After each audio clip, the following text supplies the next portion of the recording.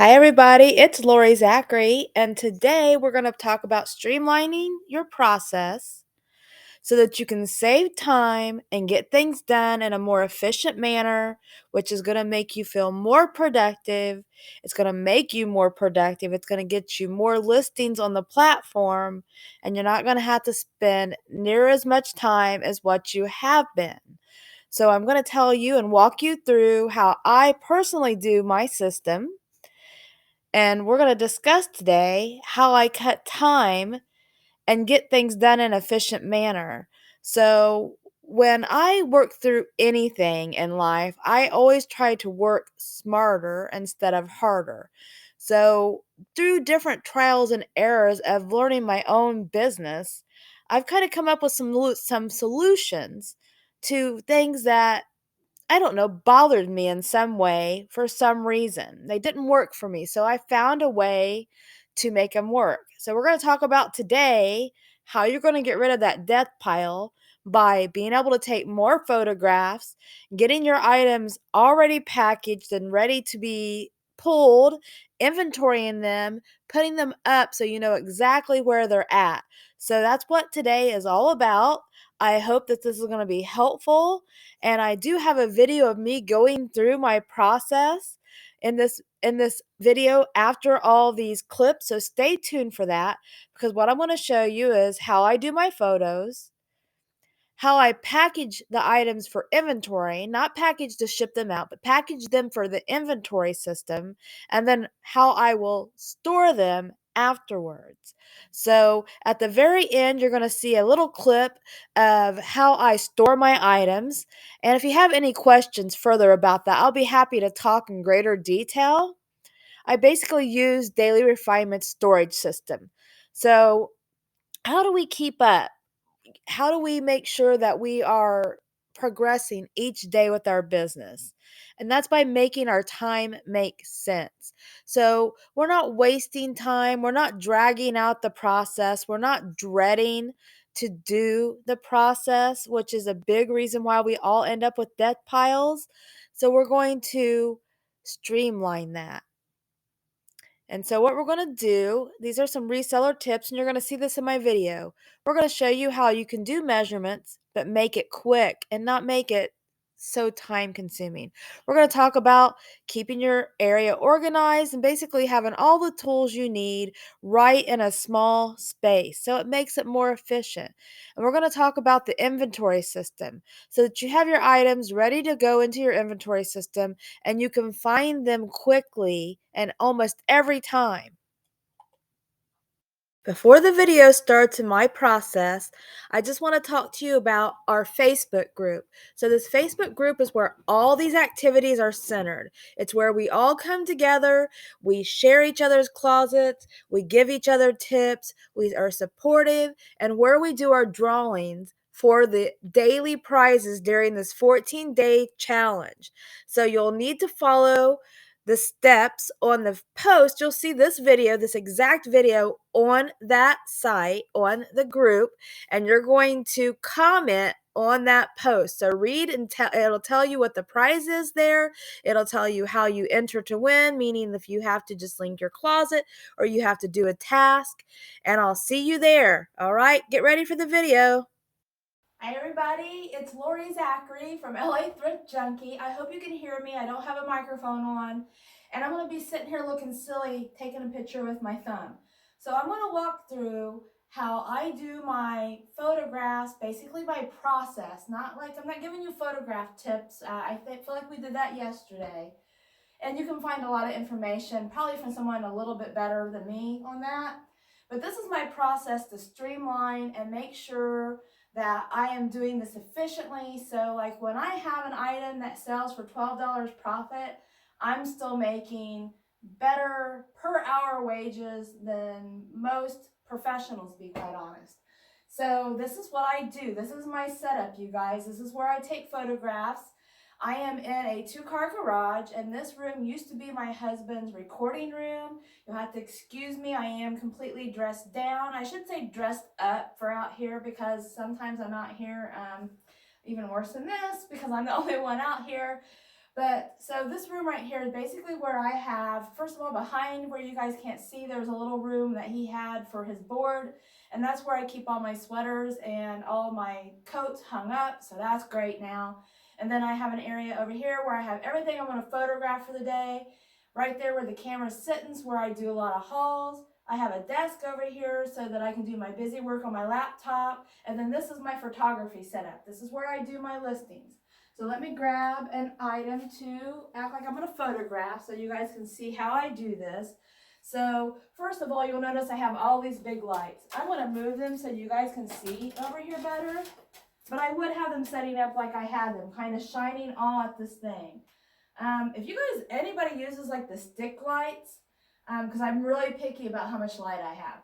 Let me know how they work, because it really would be great to not have all this bulkiness in here. But there's a fluorescent light. There is 4 wall lights in here.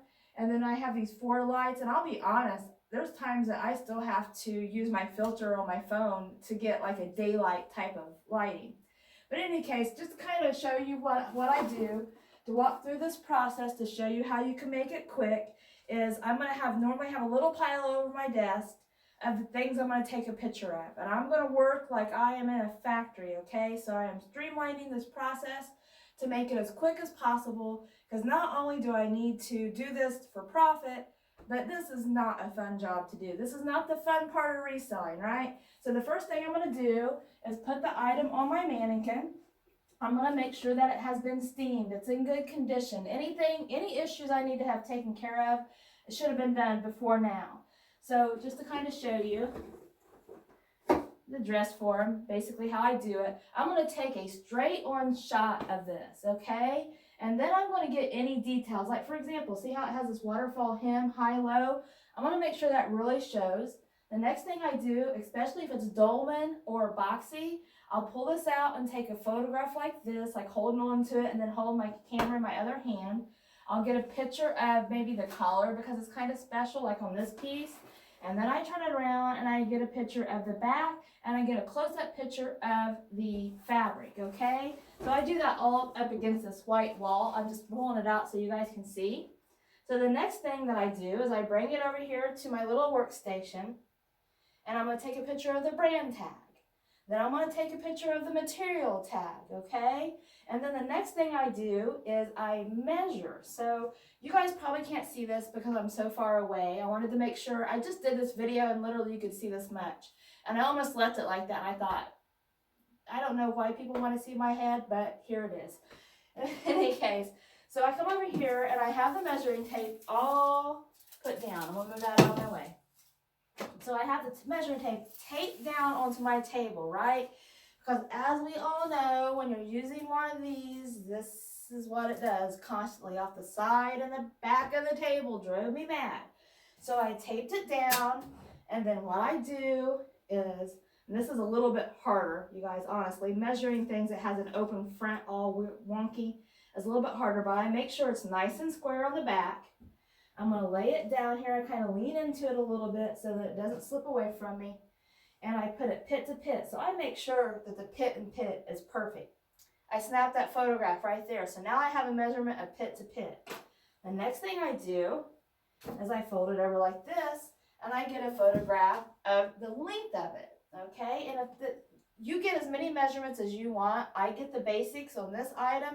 That's probably all that I would get, to be honest. So we have the measurement. So what's the next step? The next step is that I'm going to fold it into a square. And boy, this one is a hard one to show you how to fold it into a square. But basically, I'm just making it look nice. I am not a professional folder. Ask my mom. She done all the laundry in our house. She should have taught me how to fold laundry better, I guess. But, okay, so the next thing I do is I take out one of these suffocation bags.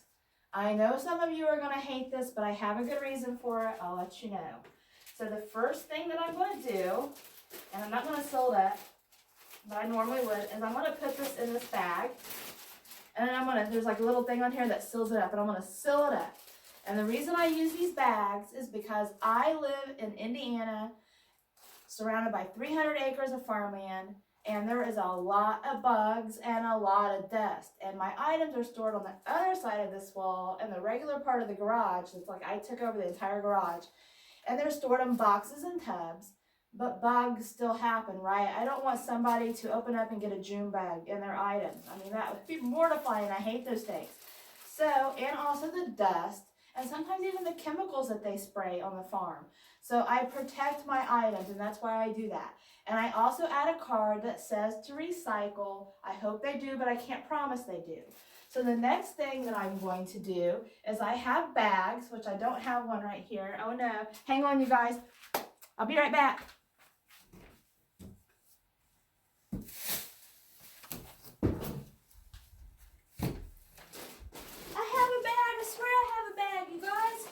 Okay, I got a bag. Bad planning. Okay, I have bags that I reuse over and over. So this is how I track my inventory. I'll walk up here, show you guys. You see that number on there? It says 171017. So that's how I know where this is located. So the next thing I'm going to do, and I even reuse the tape on these, you guys. Next thing I do is I put this bag inside of that bag. This bag stays with me, you guys. It doesn't go anywhere. So I then tape it over. So once again, more protection, but most of all, this makes sure that 99% of the time, because stuff happens, that my items aren't going to get lost. But I put it in this bag. I then take a photograph to that number. So now I have this in my listing, and I can refer to it if I need to. Maybe I made a typo in the SKU number. And I'm like, oh no, where's that item, right?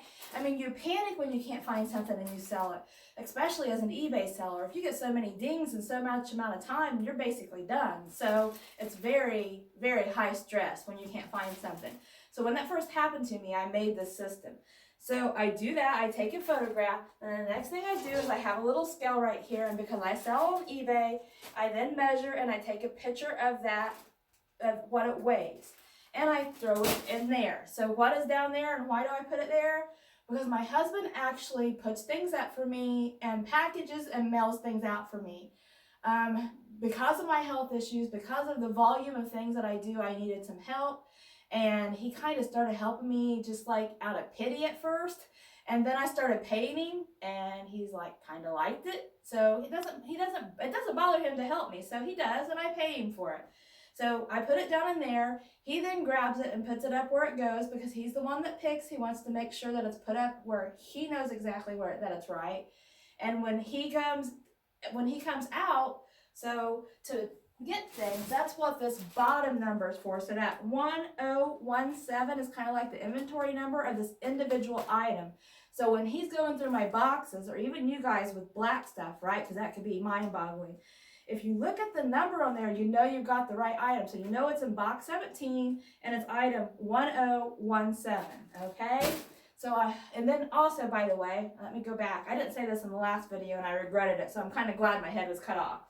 But hopefully it's not now. But what I do with those bags is that bag that has the number on it, when he takes it out to ship things, he comes and he puts those bags, like this bag right here, into this basket. And that way I know that there's room in that box for another item, right? So sometimes I still have to go out and take a peek because things vary in size, or maybe I might run out of bags and I might need to see where I can squeeze something else in.